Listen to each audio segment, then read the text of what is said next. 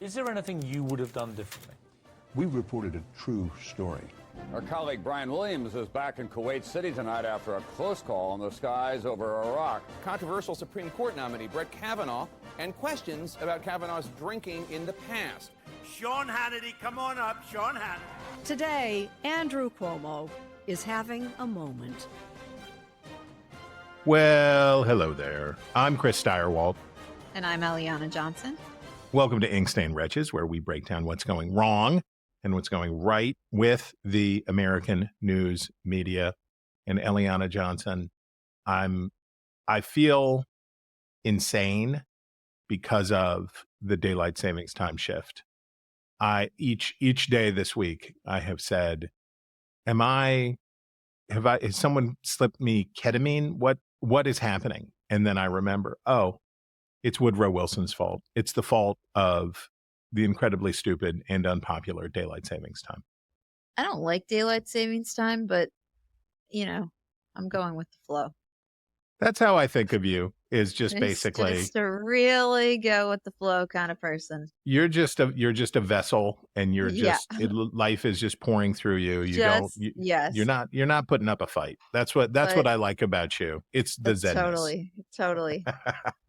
We should also say that next week is Inkstained Wretches spring break, so we will not be recording an episode next week. So we're going to really pack it in. We're going to pack it with detail this week, because next week I'm on spring break with my youngest man-child. I was going to ask, are you actually going to be on spring break?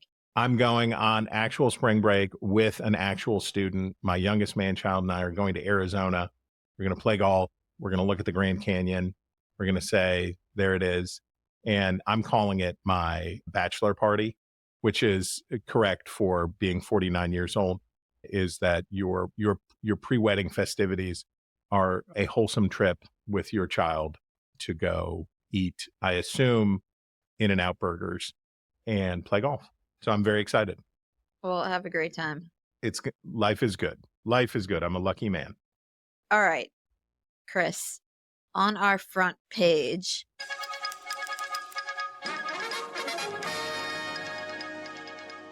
we have several pieces about Trump's tariff policies and the market reaction. The first of which is a New York Times piece about the showdown, behind the scenes showdown, sometimes behind the scenes, sometimes not behind the scenes, between Steve Bannon and Elon Musk.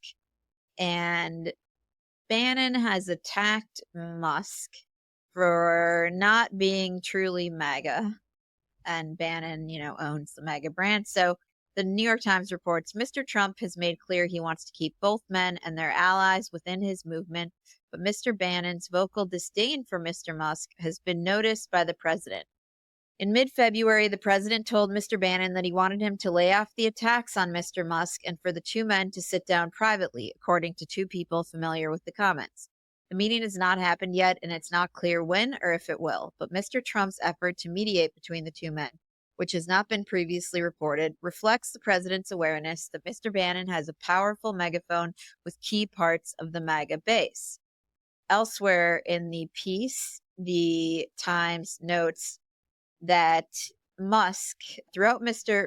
Trump's first term, Mr. Musk had a lengthy list of critiques. He privately disparaged Mr. Trump's tariff policies, his obsession with coal mines instead of gigafactories, and his hardline stances on immigration. More broadly, Mr. Musk railed against those who he believed had become tribal in their politics, according to people familiar with his comments. So they would appear to be at odds on this tariff policy. And I think among the high-level Trump supporters, presumably within his cabinet and among lawmakers, whether it's voiced or not, the tariffs are a controversial policy. And I think there's a lot of consternation that, though the president clearly believes in them, there's concern that the market effects of the tariffs could end up being a real Achilles heel of this administration. You know what a good cure if you work for Donald Trump for these kinds of complaints are pledging $100 million, giving Donald Trump's political action fund, a very fungible political action fund, $100 million. And Elon Musk, who is the richest man in the world, though his numbers are declining, pledged $100 million for Trump Inc.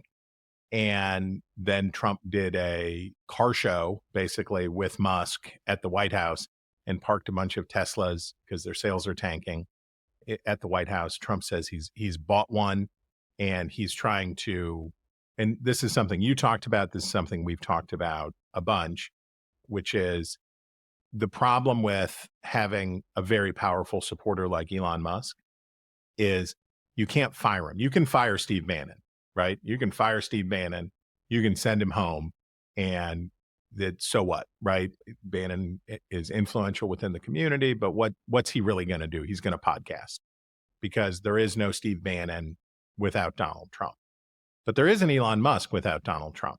And it's a very fraught partnership and a very difficult one to maintain, no doubt. All right. Oh,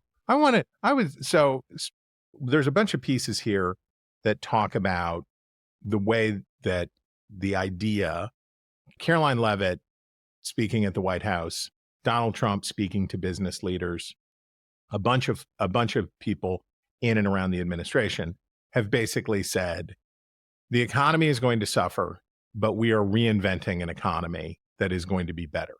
And so we're going to have temporary pain for long-term, for the golden ages are not free.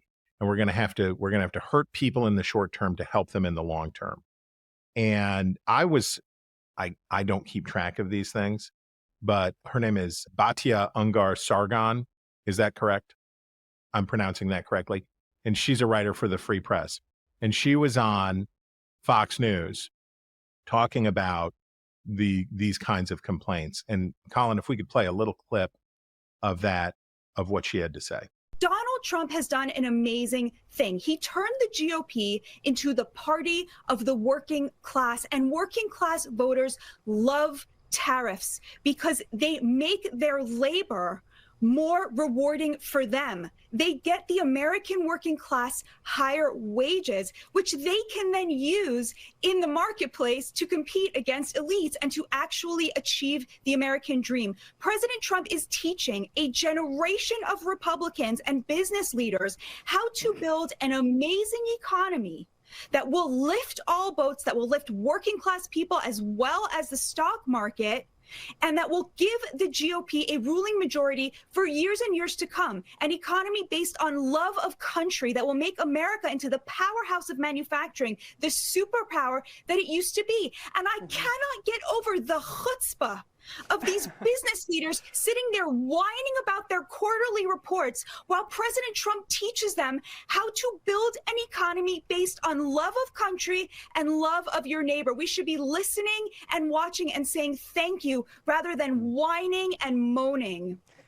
I just find it wild, right? I find it wild. Laura Trump, also, who's a Fox News host now, talked about how Democrats and people should be kissing Donald Trump and Elon Musk's feet.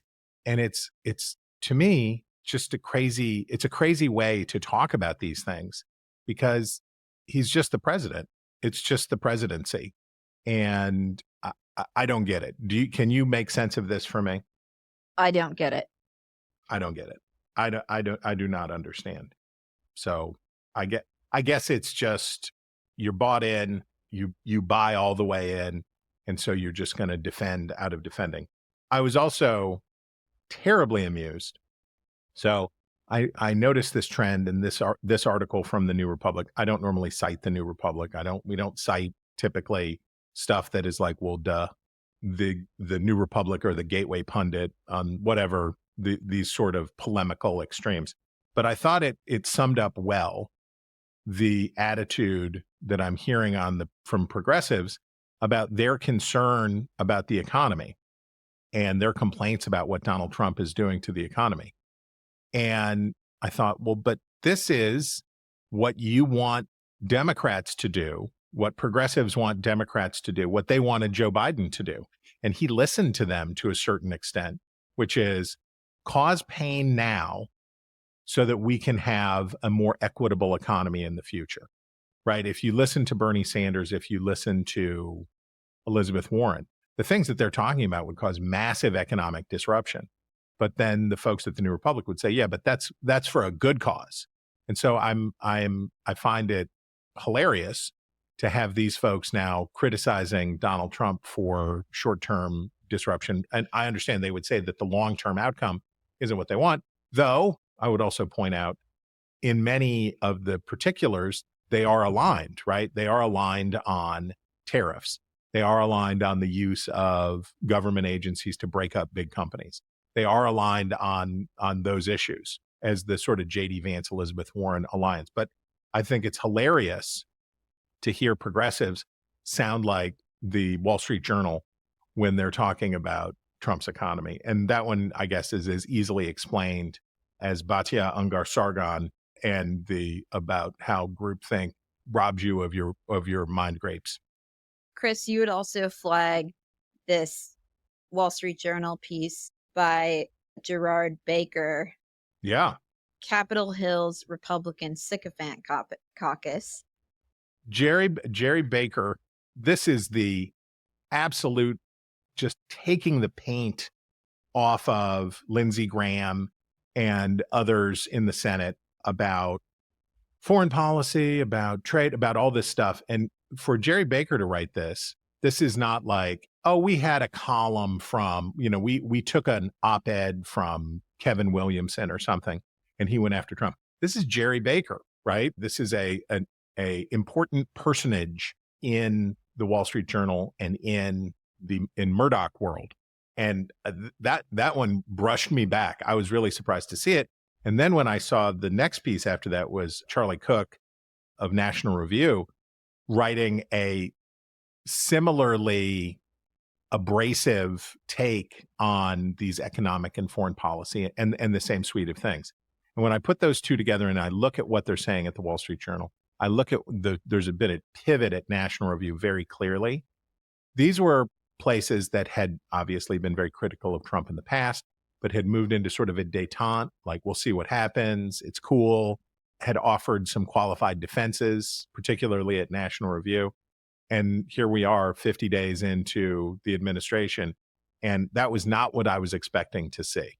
So Baker writes about essentially lawmakers' reluctance to criticize Trump, but it's notable in the Senate where Trump allies are actually coming after senators. And we saw one blow up last week where a Donald Trump Jr. friend and ally, Arthur Schwartz, essentially threatened to primary North Carolina Senator Thom Tillis.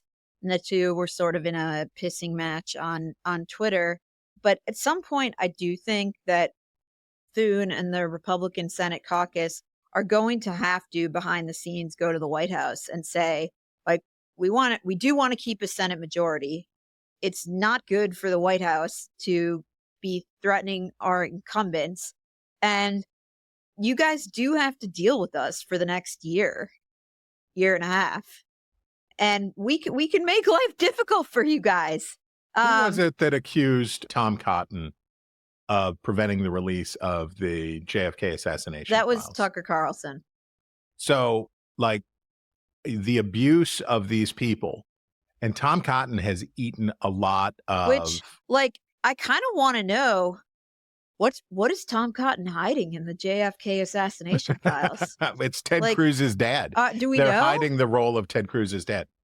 Just as an aside on the JFK stuff, if you listen to what Kash Patel has said about it, and you listen to what other people have said about it, this is an aside, and I apologize for it, but the state of world affairs after Kennedy was assassinated was that we were close. We were in a very dangerous position with the Soviet Union, that if it was in fact true that the Soviets had assassinated our president, the threat of nuclear war becomes very real.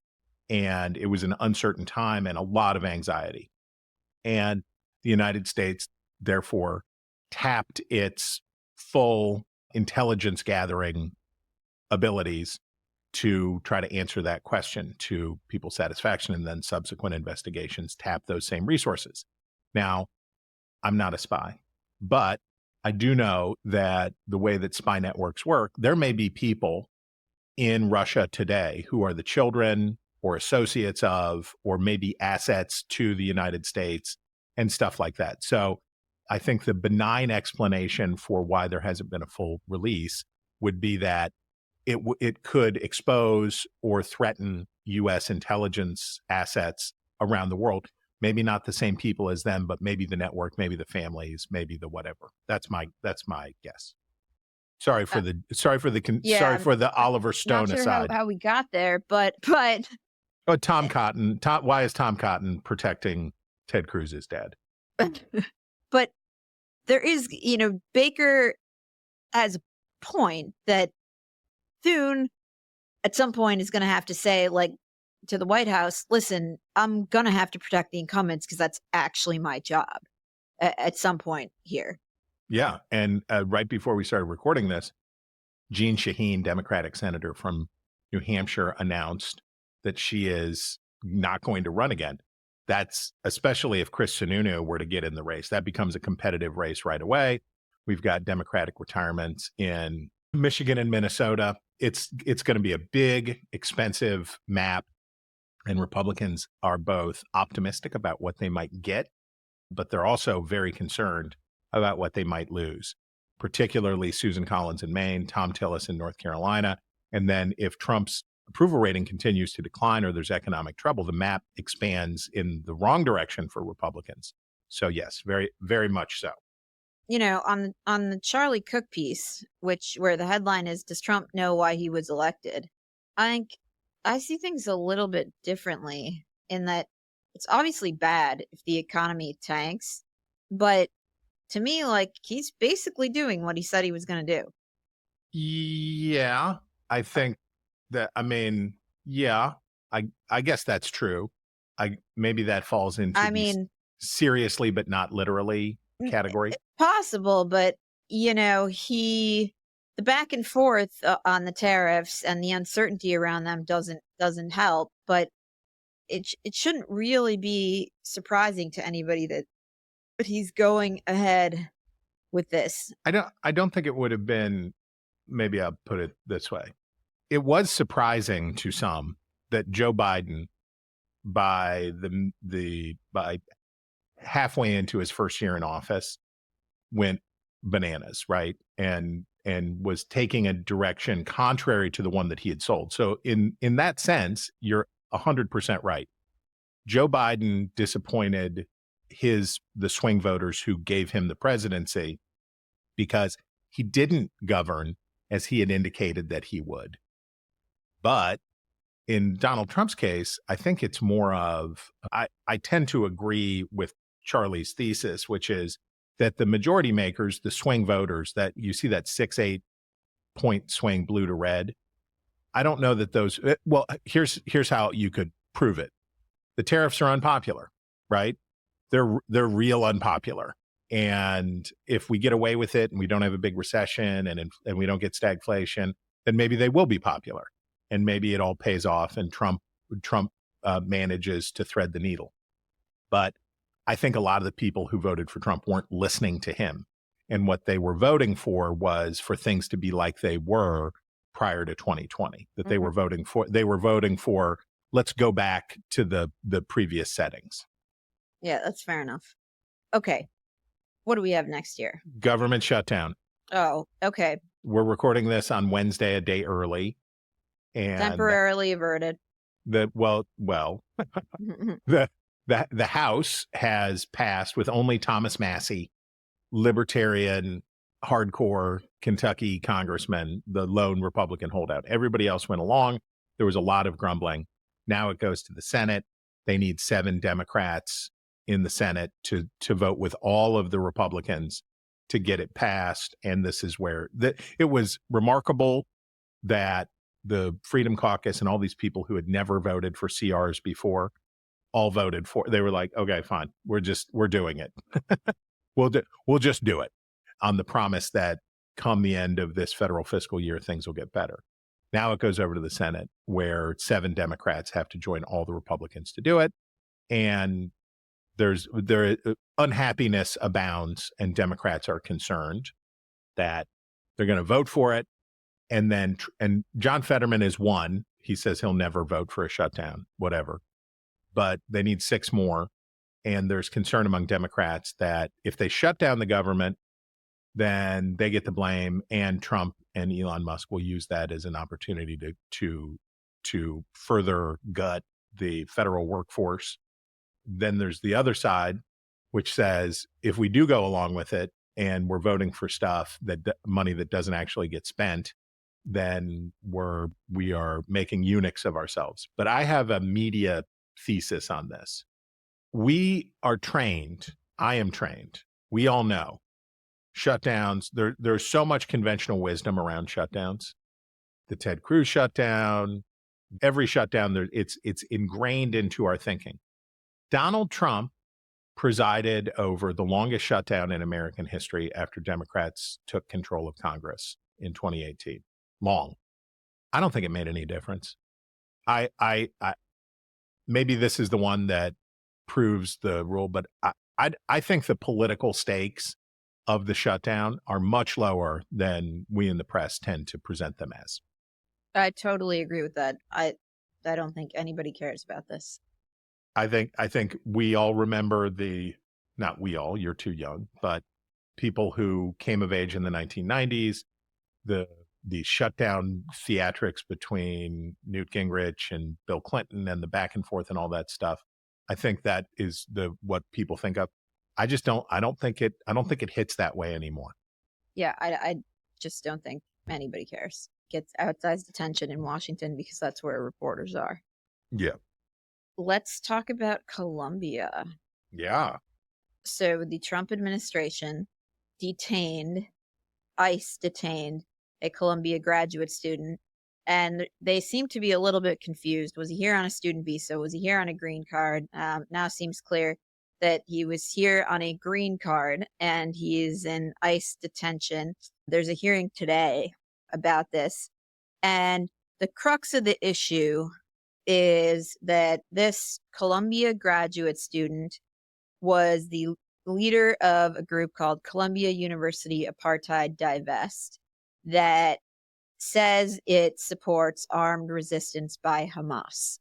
So does the federal government have the legal right to deport him?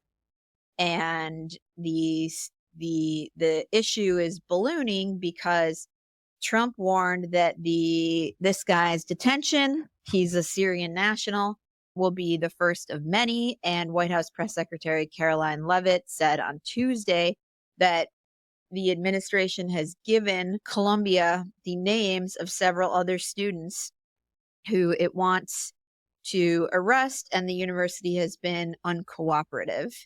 And now the Wall Street Journal reports in a really interesting piece that essentially the faculty are divided about this, with science, engineering, and medical school faculty members, many of them Jewish, pressing the Columbia administration to crack down, enforce the rules, cooperate with the Trump administration, and humanities scholars, aghast at what's happening.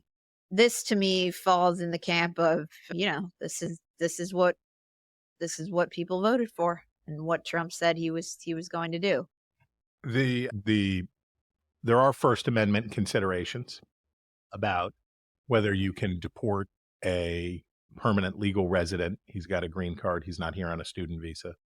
There are free speech considerations of whether you can lose your citizenship status for things you said. And the administration will have to make a case that he did more than say things, right? If he is found to have been actively supporting Hamas, then there's that. But the choice of this individual may prove to be problematic because of those free speech concerns. Well, I'm not sure in that the administration looks like it is going to rely on a provision that says as follows, that an alien whose presence or activities in the United States, the Secretary of State has reasonable ground to believe would have potentially serious adverse foreign policy consequences for the United States is deportable, which seems to give the Secretary of State pretty broad leeway. And the standard is reasonable ground to believe this person's activities could have serious adverse foreign policy consequences. So they just have to show this is a reasonable judgment made by Secretary of State Rubio. So it will be an interesting argument to follow that follows about this. However, I think the real issue for the administration is they've pulled a very liberal judge in the Southern District of New York who has succeeded they moved the guy to Louisiana in an attempt to draw a more conservative judge in Louisiana, but this hearing will take place, it appears, in the Southern District of New York with a very left-wing judge, and I am dubious that it will result in a ruling in the administration's favor because of that. Yeah, I suspect this will, like a lot of things, this feels like it works its way to the Supreme Court, right? And that's will be Amy Coney Barrett had better buckle up because what's going down and everything that's coming to the high court, life is going to get very challenging, and we'll see what happens. I was fascinated by the Wall Street Journal piece you flagged about faculty on faculty war at Columbia, and that was just a fascinating read. And I feel like as springtime dawns, this problem is going to manifest itself, that the arrest of this student is going to kick up protest. I'm chagrined, I am pained to think of that we may see another springtime of campus protests and how other schools, other institutions deal with this. I feel like they had learned a lot by the end of round one, but I fear round two may be coming. Well, we already are seeing it. We saw it at Columbia. The reason that Columbia was targeted is that a student stormed an Israeli history class wearing masks and distributed anti-Semitic flyers. And 2 of those students were then expelled. And the graduate student who was detained and now they're trying to deport led an occupation of the Barnard College library, where they basically held the dean hostage. I mean, they wouldn't let her out of the building. She had to ask for permission to go to the bathroom. They wouldn't leave the library. Jeez Louise. And that happened that was 10 days ago, maybe. And so the graduate student in question was the leader of the pack occupying this library. So this stuff is very much continued at Columbia, which has done maybe the worst job of any school in the country at containing this. You'll recall that their graduation ceremony was canceled last year. Their president resigned. They had 3 deans resign. It's, they've not been a model of management. And now the administration has cut off, what was it, $500 million in grants? $440 million in grants, which is nothing for Columbia. But I don't know, $440 million. I'm sure they're very well endowed and all of that stuff. But at a certain point, it becomes, how would you get? I have a son who is looking at colleges now, and he's looking at a lot of elite schools. How would you convince him to go to Columbia, right? How would you convince other elite students to go to Columbia? Because it seems like a mess. That's my takeaway as a parent. Seems like a chaotic, crazy mess. And whatever you think of the underlying politics, it does not seem like the place that you would want to send a young man or young woman to go and be steeped in learning. Yeah, he can't use the library. Right. It just the consequences here. The endowments of these schools cannot shield them from all of the consequences of being mismanaged. And Columbia, so they have an interim president, I think, at Columbia, and good luck.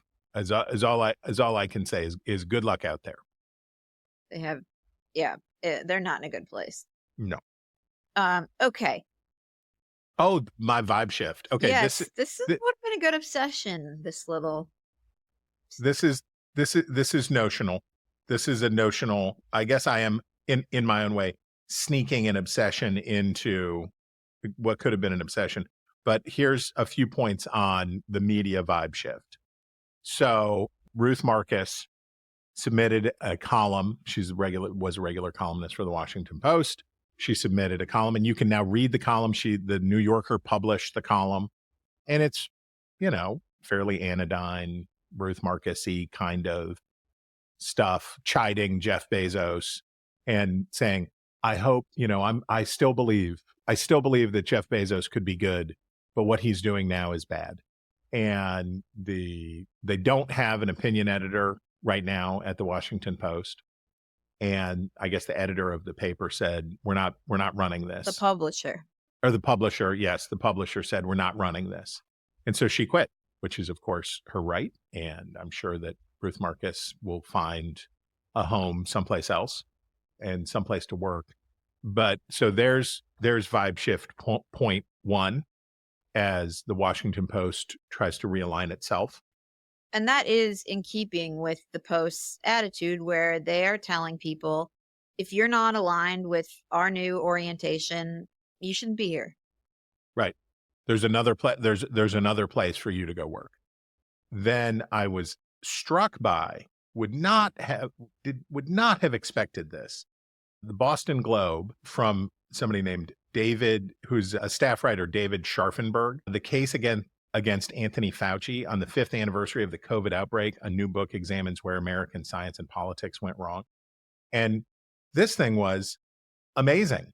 And, we're around the 5th anniversary of COVID, of the whatever moment when, for me, it was when the NCAA canceled basketball games. I was like, well, that's your warnings. That's how you know it's going down. But we're right around that moment at 5 years on, and the taking stock of what went wrong and who's to blame is very interesting. And this was a very interesting piece. And I got to tell you, I did not expect to find it at the Boston Globe. And this is, so for me, more vibe shiftal evidence.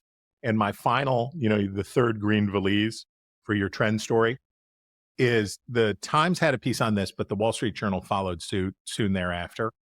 You have Gavin Newsom started a podcast where he lowered the boom on trans women in female sports, but the urgent effort on the left to create a bro-tastical podcast culture like the one that the right enjoys. And Pod Save America was not going to feed the bulldog. And this is a profile on a service called Midas Touch, which seems similar to, do you remember the Young Turks, which I guess are still around, but it is definitely a left-wing version of dumb right-wing media barf, right? It's the clickbait, it's the wild-eyed, it's the same. It's replicating the stupidity on the left that carried so much of the day on the right.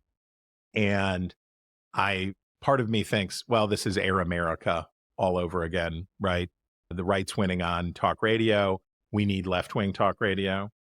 But this one may be a little different. I don't know, because if the vibe shift is taking place in mainstream outlets, and the mainstream outlets are trying to be more moderate, more sensible, more conciliatory, and acknowledging, by the way, the terrible harm that has been done to our country by the kind of crapola that the Washington Post was doing 5 years ago, 6 years ago, that the bait and click and divisive and blah, blah, blah, that if mainstream outlets are trying to move away from that, maybe there is market space for a much dumber, meaner version on the left. I don't know. So there's your vibe shift trio. I like it. Yeah, there's clearly a desperation on the left to recreate what is happening on the right, but my obsession, we'll get to why maybe that's not so desirable. Your roots as a television producer always come back to help us when you know how to do a deep tease. All right, Chris, that brings us to business news. And the New York Times has a piece. Can the media's right to pursue the powerful survive Trump's second term? New York Times v. Sullivan and other landmark Supreme Court decisions protect the press's ability to investigate public figures, but a growing right-wing movement seeks to overturn them. And David Enrich at the Times writes, well, it was easy to dismiss Trump's vow as the confused rant of someone whose career has been defined in part by threatening and sometimes filing libel lawsuits, almost always without success. His words served as a starter's pistol for an assault on the Sullivan decision. The campaign faced long odds. Many of the court's justices had expressed support for the precedent, which protected conservative outlets as well as traditional media, but would soon gain powerful new backers. And that's a reference to the New York Times v. Sullivan decision. I think this is a little bit facile in that there are serious arguments that the criteria laid out in that decision should maybe be loosened. It is very, very, very hard to prove a libel claim. Well, if all that this piece did, and he is the business investigations editor for the Times, if all this did was tell journalists that and as you say, the Sullivan standard is very, very broad, right? What was in that decision and then how it was interpreted in subsequent decades was very, very broad. It was an immunity shield for outlets that people who didn't like coverage had to not just prove that that stories were false, but that they were willfully so, right? Or that the falsity had that the falsity was that there was a reckless disregard for basic journalistic practices, and that outlets or reporters acted with actual malice. Okay, next is another New York Times piece. The future of news looks niche. Media entrepreneur Jessica Lessin chats with DealBook about a news landscape and her latest media bet. And I had not followed this. I had not followed the story, and I found it very interesting. So Lessin was a reporter at the Wall Street Journal. She left in 2013. She founded something that she called The Information, which is very good. And this piece chronicles what all she's doing. And she is launching a tennis publication or investing in, I don't know, Racket magazine. And this is a really interesting interview with a person who has, in an unusual fashion, succeeded in a business, in a market space that has not been very kind to most people who have tried. And it's a discussion with her about the super niche. She says, my point is readers expect expertise, and that's not changing because anyone can go so deep online about anything. And I think what great media entrepreneurs are figuring out now, after a decade of learning the wrong lessons about how to build media businesses, is that there is so much growth and opportunity and impact, don't use that, impact we can have by serving those communities. So she's laying out a blueprint for not going back to broad-based news, but to get hyper niche, to put a niche in your niche. And this goes to my thesis about all media is niche media now. And I think it's both things at once. But I thought this was a very interesting conversation and made me think differently about some of my presuppositions.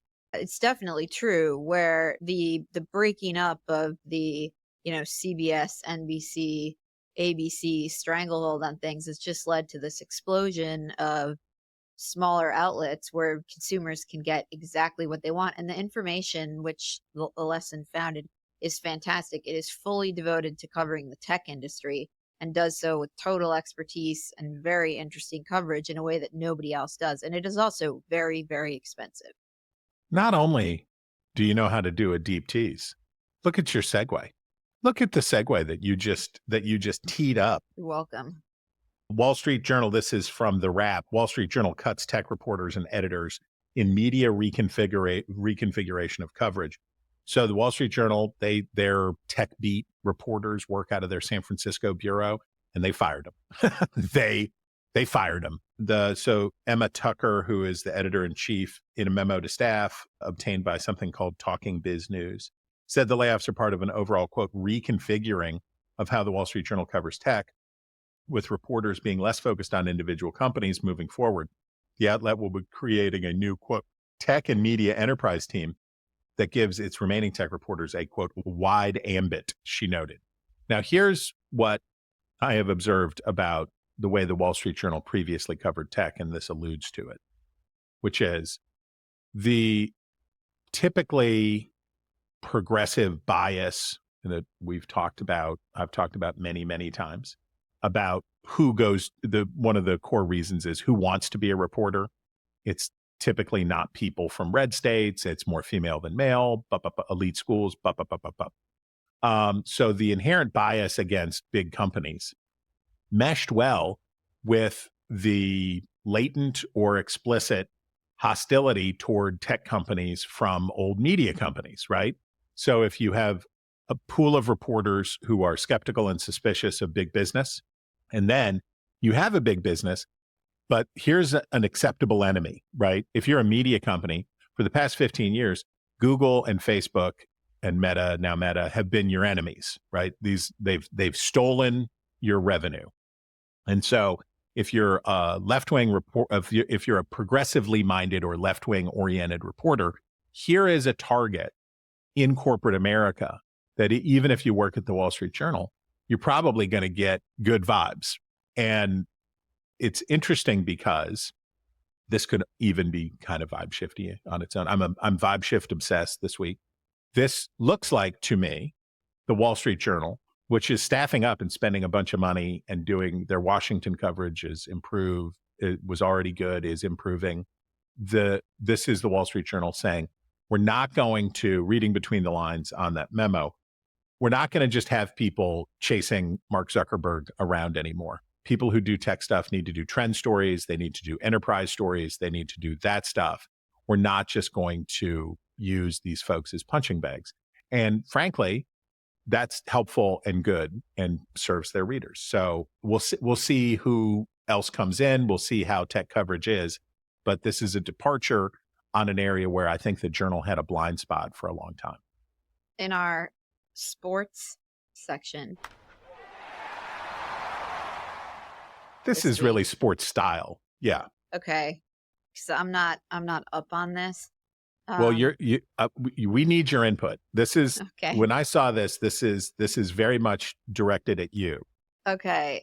Sports Illustrated reports that Yankees' wives are carrying on team's abandoned battle against beards.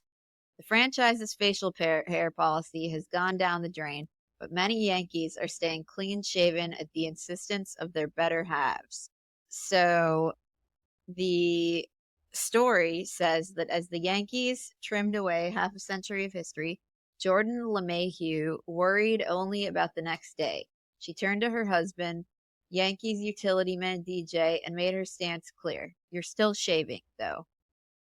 So, well, this is interesting. So the Yankees amended the team's 49-year-old neatness counts policy and now allow well-groomed beards. So many of the Yankees celebrated, but their wives did not. A number of Yankees' wives have conveyed this hirsute era does not suit her. The husbands often grow lax in their shaving in the off-season, meaning that summer becomes the wife's favorite time of year. If he won't listen to her, she figures at least he'll listen to the Steinbrenners. Oh, summer becomes the wife's, I think they mean to say least. Oh, right. It's favorite because they are playing during the summer. Right. Okay. I like beards. Really? I do. I mean, so the Yankees are the prestige baseball franchise, and the St. Louis Cardinals, of which I'm a fan, are the National League prestige, legacy, historic, most National League World Series wins. But the Yankees are the Yankees, right? And they, in the modern era, have not allowed beards. Though I believe Don Mattingly had a mustache. So maybe mustaches were exempt. I don't know. But the beard trend I find generally gross. And there are dudes who should have beards. And as the Yankees say, well trimmed, well manicured, right? So like JD Vance, here's a guy, beard helps JD Vance, right? He helps his chin, helps his face shape, and he can grow a beard. He can actually grow a good beard. I cannot grow a good beard. I look like a deranged prospector when I try to grow a beard. I don't have the follicle game for that. And yes, I think if you can grow, shout out to you, Klon Kitchen, if you're out there. If you can grow an awesome beard, I think it's fine if it's well groomed. But the general trend toward scrubby, shaggy, unkempt facial hair is a no from me. I was curious, and you gave me your reaction. If your husband, if Patrick grew a beard, has he ever grown a beard? Yeah, And you're pro. totally. You want the beard. Yes. Does he have a beard now? No. Should he grow one back? Is he's listening to this? I'm always for him having a beard. All right. Not what I necessarily expected from you. And Really? again, well, I don't think of you as a hipstery lady. It said well groomed. All right. Beard oil. Patrick, if you're listening, get it going. And does he grow a nice beard? Yeah. Red, Irish looking. Great. All right. Well, there you go. I love it. All right, there's your answer. Now we get to style proper. We go from sports style to style. And this made me laugh so much. The spokeswoman for the Office of Personnel Management, which is doing all the layoffs, CNN busted her as being an Instagram fashion influencer from her office. And This story was so amazing. just amazing. What are your thoughts? What are your thoughts on her fashion? What are your thoughts on the influence that she's having? Okay, I just loved her use of office hours. Elon would be so impressed. She's not just holding down one job, she's holding down two. Like, what did you get done this week? She would be like bowling him over. Her fashion is so lame. Yeah, it's pretty Lame. But she's very cute. The fashion I am not a fan of. It is very like a little girl trying to look like an adult and very like fast fashion. I'm not into it. I think she's young. She clearly looks about 22 years old, but she's very cute. maybe her age is listed in here, but yes, she looks very young. And unlike what you might expect, it's super not slutty. It's like very kind of conservative and Yeah, it's got blousy. mom kind of energy. It does. It's very, very, very mom-like. She's But- a cutie pie. But I don't know about fashion influencers. She has 800 followers. That is not a lot. That doesn't feel that influential. Does not feel that influential. But all right, so you admire her hustle, but the look needs a refresh. That's my takeaway. Yeah, I guess. All right, we call on you again through the Wall Street needs Journal. help. We Her call look it, needs major help. which she can reach out. We call on you again for what I found to be a fascinating piece about the politics of appearance and makeup, how foundation and eyeliner became a political battleground. Ashley Wong, writing for the Journal. Is makeup political? A debate is playing out on social media over beauty and what it might say about someone's personal values. On one side, people are taking aim at so-called Republican makeup, lampooning heavy foundation and overfilled eyebrows as an expression of conservative values. In response, conservatives are accusing liberals of clumsily applied clownish makeup that doesn't align with traditional gender norms, mocking bright hair dye, piercings, and neon lipstick. And on the one hand, it has ever been thus, right? You go back to the culture war battles of the 60s and 70s and that, or you can talk about Nancy Reagan and the new look for Republican women in the 1980s. And it's always a more traditional versus more bohemian look and all of that stuff. And it's not new. What I found new and interesting here was the focus on makeup, which usually I think of these fights as taking place around clothes and hairstyles, but that this one's about makeup. What are we to think? I thought it was a super interesting piece that draws attention to something that actually is important in politics that people normally don't talk about, but is also especially important in the Trump era. Not that clothing and hair aren't important, but Trump cares a lot about this stuff, which is why I think Republicans in particular pay a bit more attention to it. And people do talk about the Trump look and the sort of, look he's into, which is basically the Fox News look.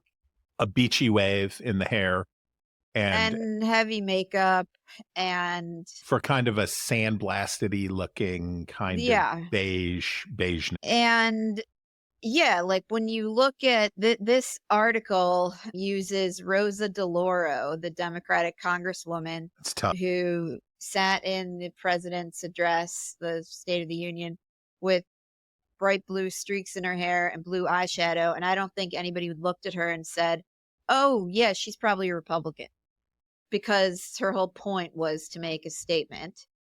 And at the same time, women like Alexandria Ocasio-Cortez, like they've also done spreads in Vogue and wherever else about their makeup routines and their beauty and use of makeup and hair and all that stuff has been a big part of their success. So, and sort of hewing to traditional norms despite her radical political views. So I think it's super interesting. Now we get to my sweet spot, pun very much intended here.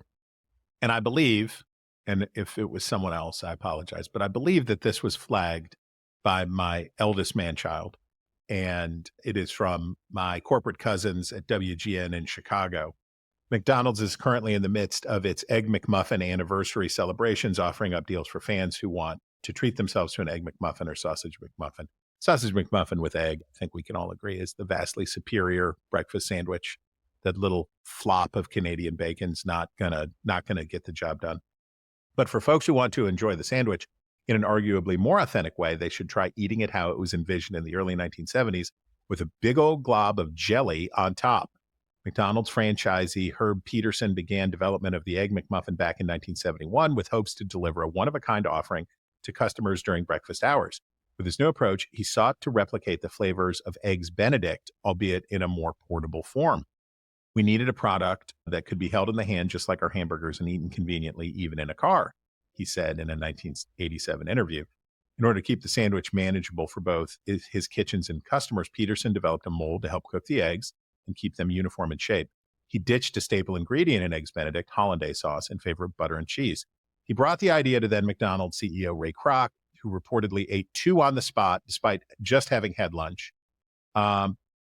Peterson also wanted to call the sandwich the Fast Break, but that name was already trademarked, his son told Ad Age. The wife of a McDonald's executive suggested the name McMuffin. During the testing phase, however, McDonald's has indicated that an early iteration of the sandwich was served open-face on a small tray with honey or jam for customers to add on top. All right, what say you? I think that's awesome. Sounds terrible. Why? I mean, I don't know. I'm into it. I love them McMuffin. Well, I obviously, I think you could hear the yearning in my voice. I've not had my bag of meat yet today. The yearning in my voice for a sausage McMuffin with egg. I mean, obviously. I don't like a McGriddle. I don't want not into those either. So you are not into a McGriddle, but somehow an open-faced egg sandwich with a blob of jelly on it? Not open-faced. I just would be open to trying an Egg McMuffin with some honey or jam on it. I'm open to it. All right. Doesn't revolt. I'm gonna try and keep an open-faced mind about this, and perhaps on spring break, I will ask for a packet of honey with because I feel a diet break coming up. I definitely feel I feel a diet break coming on. Perhaps I will do some field work and report back. All right, Chris, that brings us to our obsessions of the week.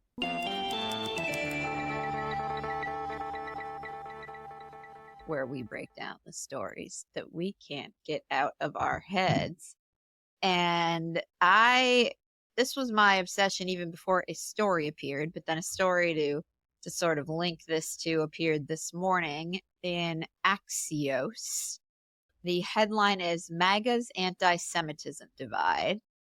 And Axios writes, anti-Semitic conspiracy theories are flooding America's most popular pro-Trump podcast, exposing deep political and moral fissures at the heart of the new MAGA coalition.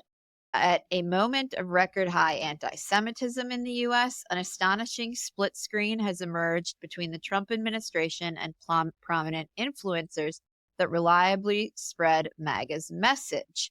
And the report talks about the appearance on Joe Rogan's podcast of a guy I had not previously heard of by the name of Ian Carroll, who is just some influencer on TikTok, I believe. He claims to be, an independent researcher, this, that, and the other. I actually listened to this whole podcast, and he says things like that Jeffrey Epstein and his patron, Les Wexner, the founder of Victoria's Secret, were tools of the Israeli government. Whoa. And they were in with Jewish organized crime and Israel, and that Israel was involved in 9/11. And it's all very much done under the guise of, when you really start researching this stuff, you won't believe what you find. So that's one. The second is that Rogan is set to host a researcher by the name of Daryl Cooper, who caused a stir when he appeared on Tucker Carlson's podcast. And his contention is that Winston Churchill was the villain of World War II, and that Churchill was put in place by Jews and Zionists who backed him financially. And, he says it's curious that Churchill was a Zionist. And when you look into it, this is what you find. And that, really the Allies were the bad guys and Hitler really tried to make peace. And, World War II was unnecessary, but for the belligerence of Churchill. And then Candace Owens appeared on Theo Vaughn's podcast. That was wild. I can't believe that stunned me. Yeah. So what's interesting is that the Axios piece talks about this as a divide between the administration, which is obviously going out of its way to deport people on either student visas or green cards who it considers anti-Semitic, and pro-Trump influencers. But the divide actually exists within the administration. We have this Pentagon deputy press secretary, yes, who had She's the daughter of Steve Cortez, the Trump spokesperson from the first go round, which I didn't know. I did not know that either. So she had posted anti-Semitic memes on Twitter. And then we now find out that the deputy, Tulsi Gabbard's deputy at the DNI, is a virulent anti-Israel commentator and analyst by the name of Daniel Davis, according to a report in Jewish Insider, who has said that, the U.S. support for the war in Gaza is a huge mistake. And, well, that may not be anti-Semitism. It's clear that, this is actually it's a divide within the administration, too. And for as much as we've talked about the anti-Semitism on the left, which I think is a lot more mainstream than the anti-Semitism on the right, it's clear that these podcasters are becoming sort of mainstream on the center right, and this stuff is creeping into the mainstream on the right, which should be concerning to people through these media outlets. And to my mind, is a result of the collapse of sort of media gatekeepers, where we have these freelancers who don't really have any background. They're not reporters or journalists. Those people were biased to the left and often served as conduits for left-wing anti-Semitism. Well, these guys on the right are now serving as conduits for anti-Semitism on the right. And it should be of real concern to everybody who identifies as center right. It's a problem. The Qataris and Tucker Carlson, and it's just like if you say I want to find out more about chemtrails, and I'm going to start asking questions. And this is one of, by the way, partially a COVID byproduct. People say, I'm going to go do the research myself. I'm going to find out what's out there. And of course, it's boring to read Hitler was bad and the Nazis were bad and the Western Alliance gathered together and crushed them and saved the world. That's boring because every movie, everything says that. But it's more exciting to say, what if we're the bad guys? What if we were actually the bad guys? What if everything I had told you is untrue? And I think COVID was, and in reference to the Fauci piece before, if you say, question everything is an idiotic way to be alive in the world. You don't need to question algebra. What if algebra isn't real? What if the earth isn't round? What if da-da-da-da-da-da-da? And I think this is a byproduct of all that you describe, plus the broader move toward DIY. We have a lot of autodidactical. Well, I'm trying not to cuss. We have a lot of self-taught goofballs who are just following rabbit holes to very bad places. And invariably throughout Western history, when people go on those kinds of journeys, Jews are the convenient scapegoat that they find at the end of the rabbit hole. Like, well, what about the Jews? And then if you're just asking questions, you'll find there is no shortage of 2,000 years of anti-Semitic conspiracy theories and all of that other stuff, for sure. Chris, what is your obsession? My obsession is not being murdered. My obsession, this was a piece in the BBC about a Russian spy ring's plans to kill a journalist. And I'll just read the lead. A journalist targeted by a Russian spy ring said it had a list of, quote, assassination methods to kill him that was, quote, beyond any imagination. Christo Grozev told the BBC the group fantasized about his death and talked about using a sledgehammer and even a suicide bomber to target him. The Bulgarian, who has published several exposés on Russia with colleague Roman Dobrikhtov, said several incidents showed the pair were tracked across Europe and had agents breathing down our necks.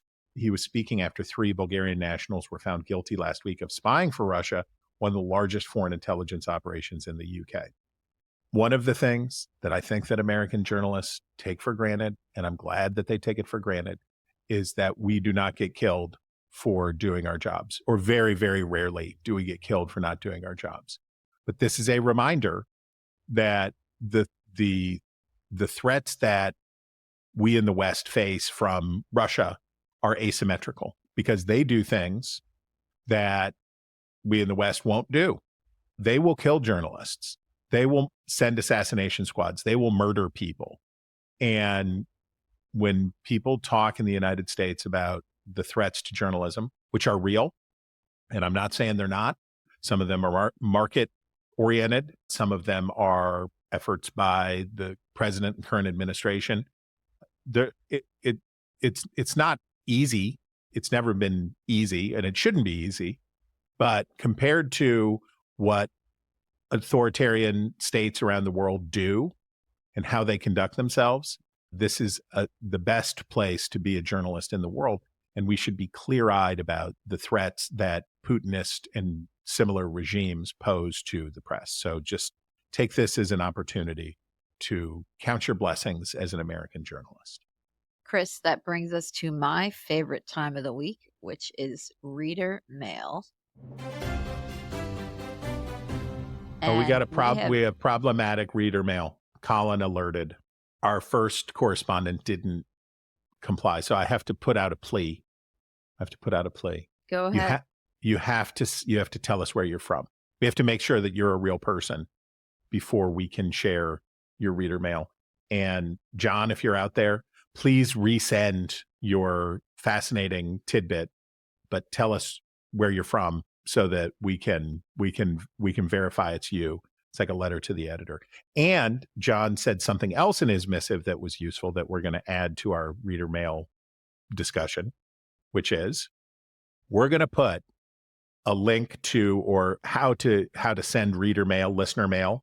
We're going to put it in the show notes so that people who want to write in don't have to remember the address that you give at the end of every podcast. So a learning experience for both of us, the correspondent and the recipient in this case. All right. So we have a note from Les Friedman in Arizona. And Les writes, "Hello, Eliana and Chris. Great podcast, and I never miss an episode. Did you see the article in the Wall Street Journal Saturday, March 8th, off-duty section, meet the Cali sober set, no booze, but drugs are fine? I actually did see this article. WTF, an article touting cannabis. Well, that may not be so bad, but mushrooms, LSD, and ketamine under the guise of being more healthy than occasional alcohol? What is going on at the Wall Street at the WSJ? Are they hungry for cool subscribers that they need to extol the so-called benefits of a different set of drugs rather than alcohol? Do they not understand the word moderation, meaning that a few drinks here and there are very unlikely to have negative health effects? Mushrooms, LSD, and or ketamine would seem a bit extreme, but maybe I'm just not one of the cool kids. Additionally, I don't need the WSJ for updates on substances to abuse. Hope you comment on that article. Thanks, and keep up the great work that both of you do." Well, I have a sort of different view, which is that not sure they were endorsing this. They were simply reporting on a trend, which is this Silicon Valley crowd that is now not drinking but doing drugs, which is sort of interesting to me. Yeah, the Elon Musk ketamine community and all that stuff. And I would also say that there are a lot of people for whom moderation is possible, but there are many for whom moderation is not possible, who cannot moderate their intake of substances. And I do worry about, for those folks that replace alcohol with other drugs, anything can be abused, right? We can abuse anything from screen time. It's a question of what the deleterious health effects are. But the idea of this is a safer alternative to this substance that you have a problem with seems like a dangerous supposition. But I do love the term California sober, of people who stop drinking and just smoke weed. I do find it to be a hilarious term. And the first person that I ever heard use that phrase was Caitlin Flanagan, and she was describing herself. That was her approach to Twitter and social media. She was California. She was just reading, not posting or something, and it cracked me up, and I thought it was funny. Chris, that brings us to your favorite time of the week, where I am forced to say something nice, but you go ahead. I very much enjoy the writing of Mark Leibovich, and I very much have enjoyed over the years Mitch McConnell's Coolidgean taciturnity, Mitch McConnell's capacity to not comment, not share his feelings, not weigh in. I love when and I know I'm arguing against interest here, when politicians don't want to blab, and Mitch McConnell's stoic resistance to all of that stuff. So here was a piece that combined two things that I love: the writing of Mark Leibovich and Mitch McConnell. And it's a great piece because Leibovich starts by just chronicling him trying to get Mitch McConnell to say something. So he's writing a profile piece on Mitch McConnell, who is leaving the Senate. And so he grants an interview to Leibovich, and Leibovich can't get him to talk. He eventually does, but just even the first half of it is hilarious and a great scene piece and well done. Chris, I loved a Wall Street Journal expose on what the journal describes as the high-pressure tactics attorney Gloria Allred uses on her own clients. This was so good. It was fantastic, and it describes questionable, abusive tactics and the ways that Allred treats the women she claims to be standing up for. And these are some of the examples. Angelova, so one of the women called Allred, said she was having a panic attack, and Allred allegedly told her to get a hold of yourself. Said she felt betrayed when Allred discussed her case in a documentary about the actor Armie Hammer, even though Angelova repeatedly told her she didn't want to be included. I still can't fathom it, she said. Imagine her scheduling the interview, putting on makeup, sitting down, looking at the camera, and giving them that interview, all without telling. In another example, Allred negotiated a $1.25 million settlement for Olympic gold medalist Michaela Maroney in a 2016 deal with USA Gymnastics about the sexual abuse she suffered as a minor from Larry Nassar. But Maroney said she was, quote, forced to agree to a non-disparagement clause and confidentiality provision that said she would have to pay more than $100,000 if she spoke of the settlement or the abuse by Nassar, according to a 2017 lawsuit against USA Gymnastics.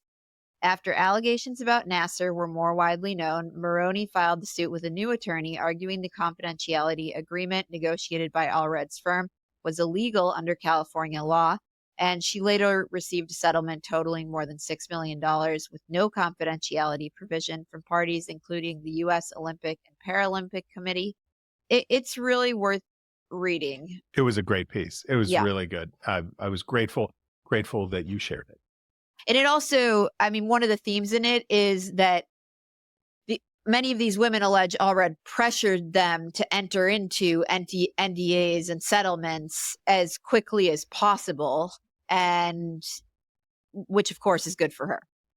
Yes, that's right. And NDAs for me, but not for thee. Okay. That is all the time we have for the news about the news. If you have a story you want us to talk about, email us at wretches@nebulouspodcast.com. That's wretches@nebulouspodcast.com. This has been Ink-Stained Wretches from Nebulous Media, produced by Colin Chicola. Find us on iTunes or wherever you get your podcasts. Just search for Wretches.